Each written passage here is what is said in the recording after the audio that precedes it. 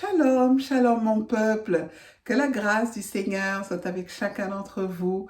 Je vous accueille avec un grand plaisir pour cette vidéo qui sera un petit peu spéciale puisque ce n'est pas une vidéo d'enseignement, mais je réponds tout simplement à vos questions. Je réponds aux questions que vous m'avez envoyées pour clôturer donc cette longue série sur l'Apocalypse que j'ai faite en espérant vraiment qu'elle vous aura aidé, elle vous aura éclairé.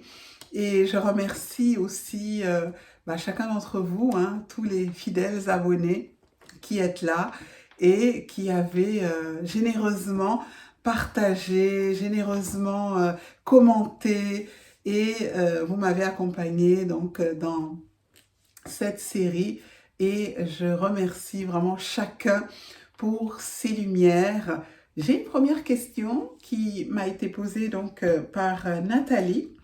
Nathalie me demande, qu'en est-il de nos animaux de compagnie? Est-ce que si nous devons fuir, nos animaux de compagnie seront sauvés avec nous? Ma chère Nathalie, je ne sais pas quoi te dire. Je sais que Dieu aime les animaux.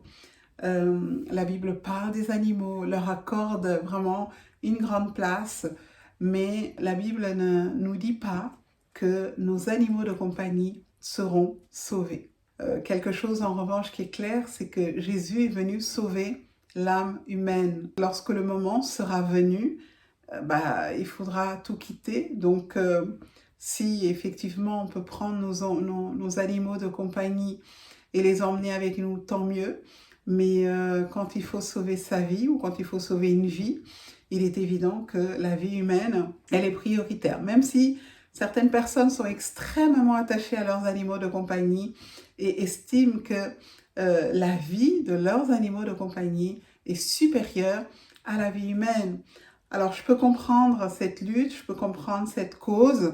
C'était la cause de notre chère Brigitte Bardot, mais malheureusement, il n'y a pas de réponse toute faite. Mais il y a ce principe vital chez l'homme qui est de se sauver, de chercher à préserver sa vie lorsqu'il est en danger. Donc voilà.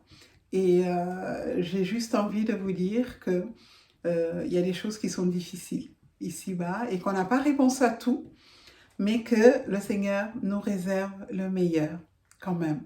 Donc, c'est tout ce que je peux dire pour le moment, parce que je n'ai pas de réponse à cette question. Voilà. La deuxième question, elle vient de Thierry. Thierry qui me dit, qu'en sera-t-il pour les personnes qui sont en fauteuil roulant, les personnes qui sont handicapées, parce que ma mère est en fauteuil roulant. Là encore, c'est extrêmement difficile. Il faut que Dieu lui-même puisse, mon cher frère, te rassurer, te donner vraiment voilà, cette consolation, cette paix dans ton cœur, qu'il prendra soin de ta maman. Et ce que vous devez savoir également, c'est que si nos parents, bien que nous les aimons de tout notre cœur, si nous sommes croyants, mais que eux refusent la grâce de Dieu, eux ont de la colère, de la haine envers Dieu, eux ne veulent pas entendre parler de Dieu, nous ne pourrons pas les sauver. Nous ne pourrons pas les sauver de force. Et la Bible dit en plus de cela que beaucoup d'entre eux vont nous trahir. Beaucoup vont nous trahir parce que une fois qu'ils auront accepté la marque de la bête, nous ne pourrons pas vivre avec eux dans la même maison. Ce sera impossible parce qu'ils seront déjà à ce moment-là totalement habités par cet esprit et ils ne nous supporteront pas. Donc, mon cher frère, je ne sais pas quel âge a ta maman et tu ne me dis pas si elle est croyante ou non, mais le salut, c'est quelque chose de personnel. Ce n'est pas quelque chose que l'on peut passer à d'autres. Et nous l'avons vu avec les vierges sages et les vierges folles. Les folles ont demandé de l'huile aux sages, mais il n'y en avait pas assez. Et donc, il y a un temps, viendra ce temps, où les personnes seront effectivement dans la détresse, nos proches, nos amis, même d'autres croyants, et vont solliciter notre aide, mais nous ne pouvons les aider que dans une certaine mesure. Il y a un moment où ça ne sera plus possible. Et il est difficile déjà de fuir, de chercher à protéger sa propre vie, à plus forte raison avec des personnes qui sont handicapées. Et si ces personnes-là n'acceptent pas le Seigneur, là, en revanche, ma réponse, elle est triste, mais elle est véridique, elles ne pourront pas être sauvées. Elles ne pourront pas être sauvées. Parce que c'est vraiment deux esprits totalement différents. Et toutes les personnes qui accepteront la marque de la bête, vous ne pourrez pas vivre avec ces personnes.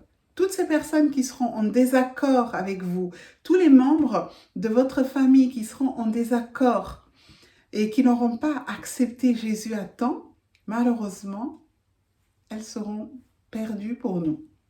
On ne pourra pas vivre avec ces personnes parce que ce sont deux esprits différents et que ces personnes ne nous supporteront pas et ces personnes elles-mêmes vont dénoncer les chrétiens.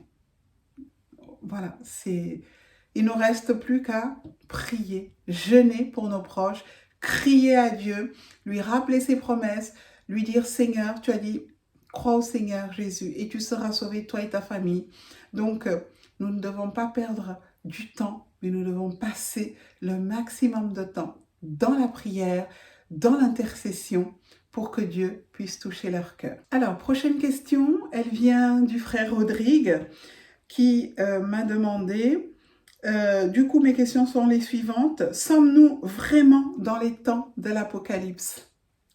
Oui mon frère, oui nous y sommes. Nous y sommes. Nous vivons déjà une mini-apocalypse depuis de longues années, hein, avec les guerres, avec les pestes, avec les famines, les maladies. Et lorsque nous lisons Apocalypse, lorsque nous avons lu au sujet des 4 cavaliers, hein, que sont la guerre, la peste, la famine, la mort, ce sont des choses que l'humanité vit depuis déjà pas mal de temps. Et au fur et à mesure que le retour du Seigneur approche, nous voyons que ces choses, en réalité, elles s'intensifient. Hein, elles sont beaucoup plus fréquentes, elles sont beaucoup plus nombreuses et elles font beaucoup plus de dégâts. Donc oui, nous sommes réellement dans ces temps de l'Apocalypse. Et c'est comme une femme en travail, hein, plus le bébé arrive et plus on se rend compte que les contractions sont fortes et violentes. C'est la même chose. Et la grande tribulation est-elle vraiment proche? Alors, nous avons dit qu'il fallait 2 conditions pour voir apparaître l'Antéchrist. Hein. On a parlé de ces 2 conditions que l'apôtre Paul a données dans le 2e livre des Thessaloniciens, en disant qu'il faut que nous ayons d'abord vu paraître l'homme de péché. Hein. Il faut que l'apostasie arrive, premièrement, et deuxièmement, que nous ayons vu paraître l'homme de péché. Donc, c'est l'Antéchrist qui doit peut-être être déjà né ou être quelque part, nous n'en savons rien.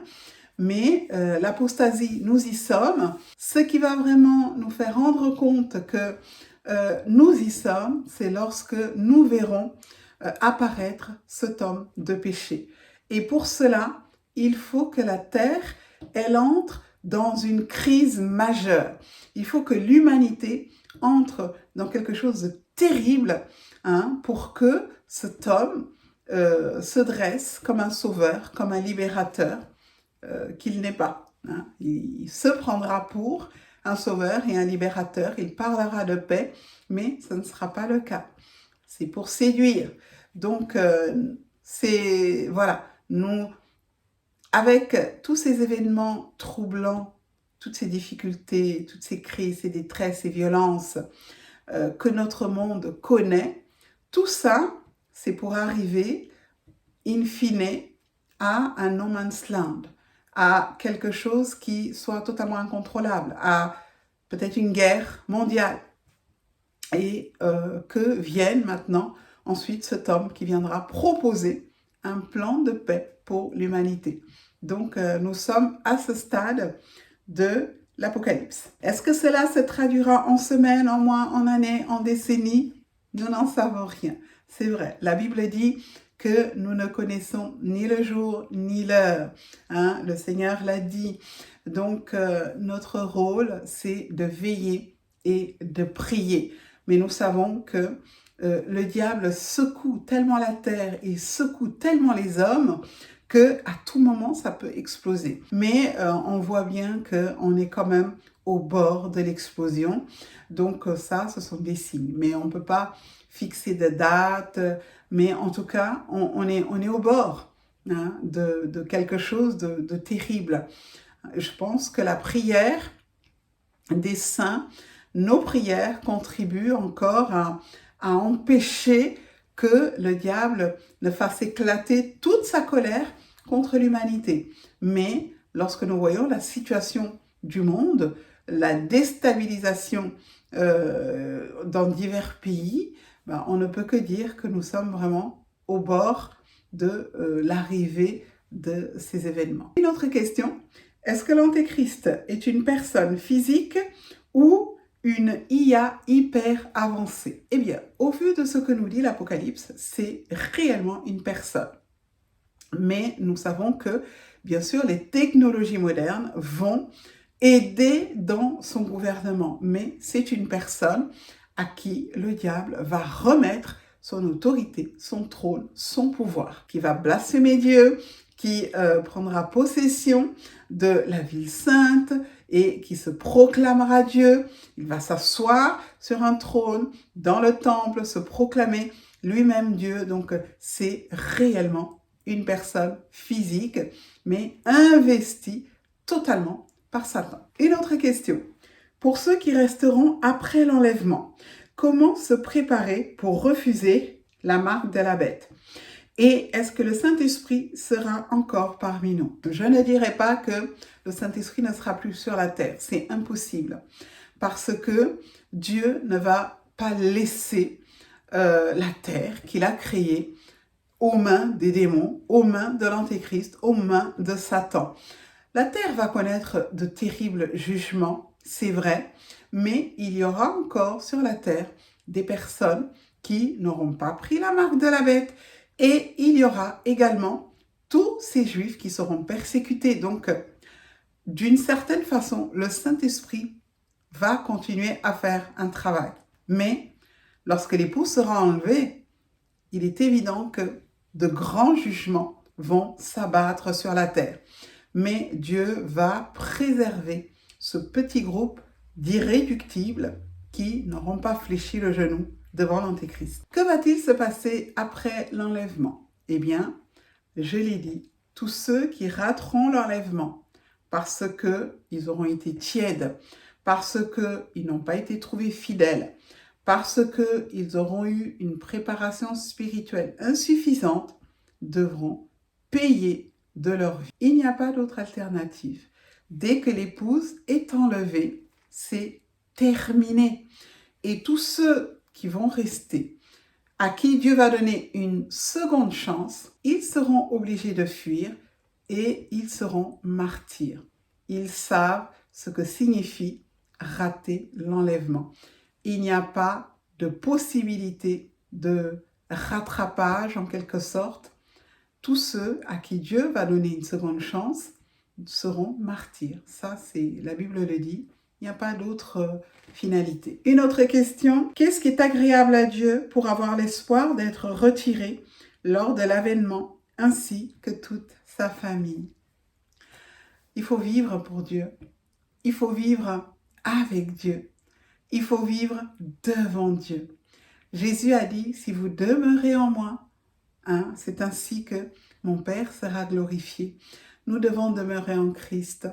C'est important de comprendre que c'est un événement unique et qu'il vaut mieux participer à cet événement. Il vaut mieux faire partie de l'épouse qui verra les noces de l'agneau que de rester sur la terre pour être exécutés. Nous participons à diverses activités dans ce monde, mais notre cœur ne doit pas s'attacher aux choses de ce monde.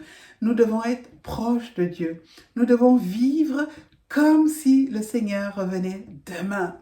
Ça veut dire que nos priorités doivent changer. Ça veut dire que nous devons passer du temps dans sa présence. Nous devons avoir une véritable connaissance de sa personne. Nous devons avoir cette intimité profonde avec lui. Il n'y a que de cette façon que nous pouvons espérer être enlevés avec le Seigneur. Jésus vient chercher les siens. Il ne vient pas chercher des personnes qui ne le connaissent pas ou des personnes qui sont tellement occupées, affairées aux choses de ce monde, qui n'ont pas de temps pour lui. Ça ne peut pas fonctionner comme ça, bien-aimés. Nous devons faire du Seigneur notre priorité.